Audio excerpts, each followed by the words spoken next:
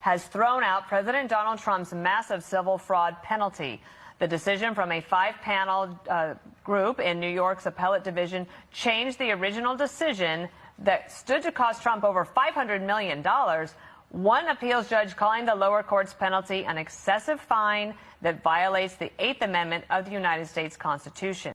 So I absolutely agree that this was an excessive fine and definitely violated the 8th Amendment of the Constitution. So I'm very happy that this case was thrown out because it was BS to begin with. But what's more interesting and important about this case is that Letitia James is actually facing her own charges of fraud, in which she's facing up to 30 years in prison and $1 million in fines. So Letitia James is facing federal charges for mortgage fraud.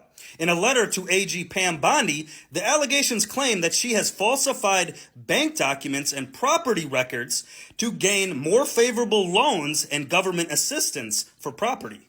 So I don't know if Letitia James was just trying to distract the public and the DOJ and Pam Bondi from her own wrongdoings with these charges against Donald Trump, but the fact is, it didn't work, and it's looking real bad for Letitia James right now.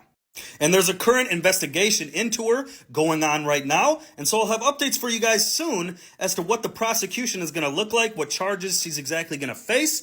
And we'll see you then. But let me know in the comments what you think about this, what should happen to Letitia James, and be sure to share the story.